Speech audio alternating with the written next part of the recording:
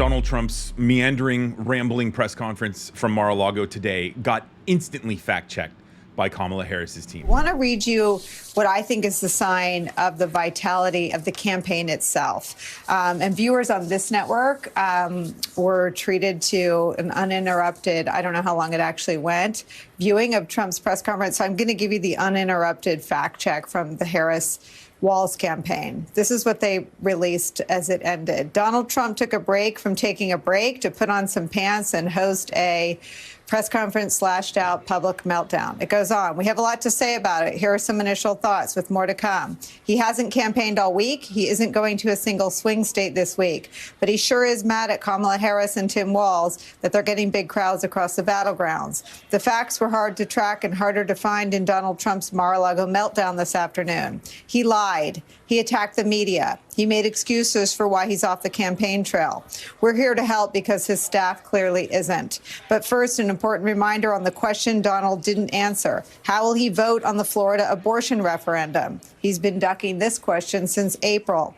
We work to pin down reality so Donald Trump, bless his heart, doesn't have to. Here are the facts. Quote, we had 12,000 and 15,000 people in Wisconsin and Michigan yesterday, respectively, not 2,000. The ABC debate is September 10th, not the 25th. People have spoken to bigger crowds than Donald Trump, Obama, Clinton, literally anyone at Lollapalooza, Coachella, and the World Cup. January 6th was decidedly nothing like MLK's I Have a Dream speech, and Trump did not get a bigger crowd than Martin Luther King Jr. on that historic day.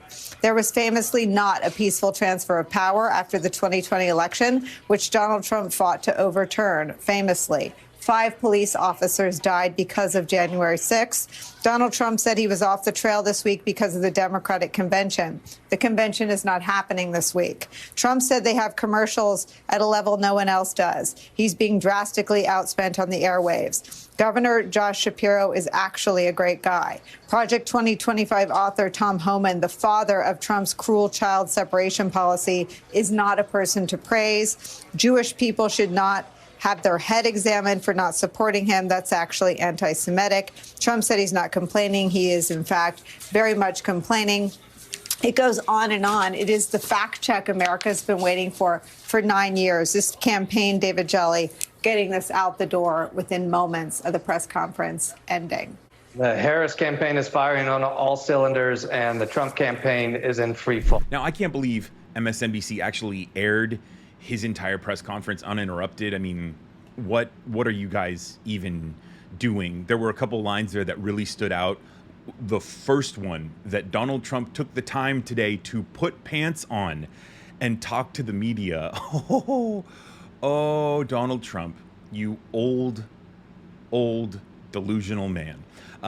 Calling it a meltdown and then just flat out saying the guy just lied throughout. They also kind of ribbed him and said that, hey, you know, because his staff is nowhere to be found, we'll help him and we'll actually correct his lies and provide him with the facts, because Donald Trump nor his staff really care about any of that, which is why he is sinking like a stone in the polls versus Kamala Harris. And let's talk about the Kamala Harris campaign and the Donald Trump campaign.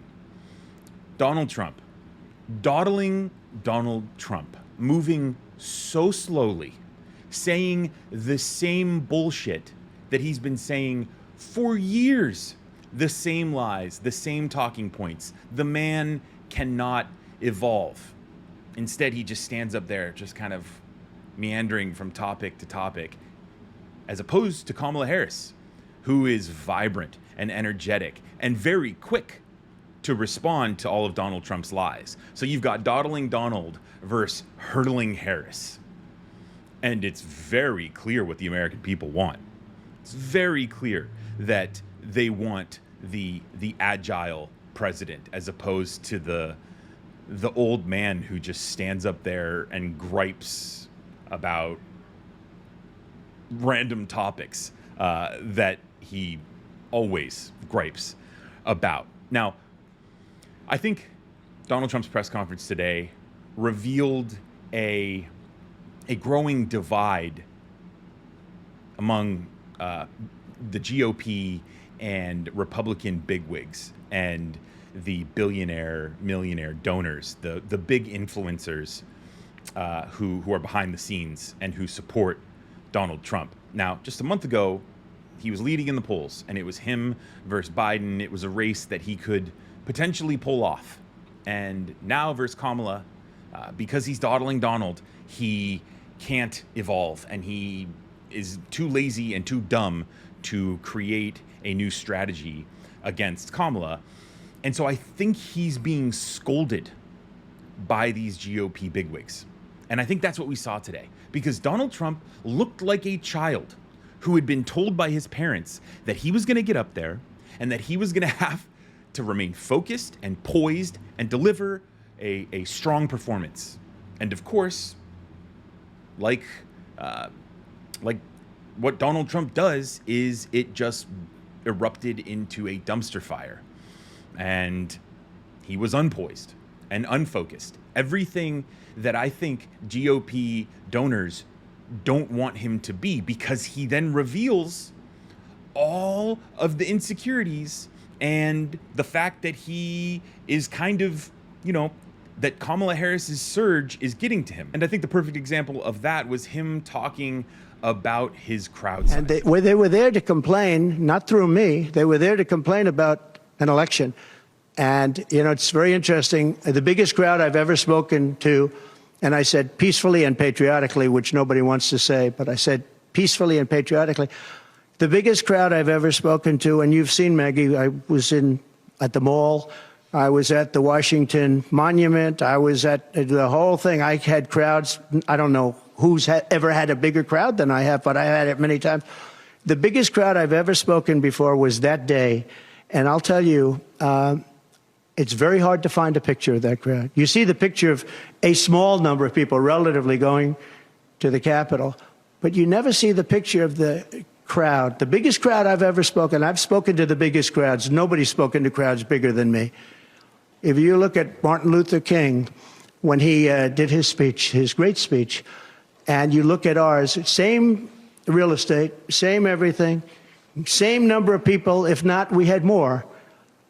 And they said he had 1 million people, but I had 25,000 people. But when you look at the exact same picture, and everything's the same because it was the fountains, the whole thing, all the way back to from Lincoln to Washington, and you look at it, and you look at the picture of his crowd, my crowd, we actually had more people.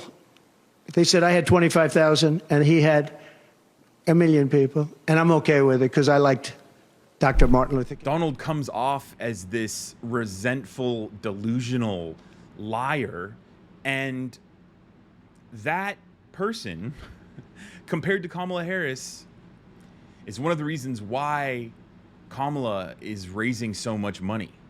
Because not only do Americans want a young, energetic, vibrant leader, but they really don't want the old delusional liar. And I think that there is a civil war happening behind the scenes at the GOP, which is one of the reasons why Donald Trump is always talking about how unified the party is. No, I mean, we know that whenever Donald Trump says something, the opposite is true. And that's what I got. That's my takeaway from, Donald Trump being and looking like a school kid who had been admonished by his teachers and who was told to go stand in the corner and do better. And of course he didn't. Of course he didn't. But let me know what you thought of today's press conference and Kamala's team instantly fact-checking Donald Trump. I mean, it also shows that Kamala's team is they are ready for him and his lies. But again, you have to be when he's been saying the same thing year after year, time after time. Thanks for watching all the way through. My name is Brendan Plank with Reflect. Be sure to like this video and share your reflections down in the comments and share the video with your friends so that we can bring their perspective and their reflections in to the discussion. And if you haven't subscribed yet, be sure to do so and turn on notifications so that you get my future videos about the elections in your inbox. Thanks again, and I'll see you in the next video.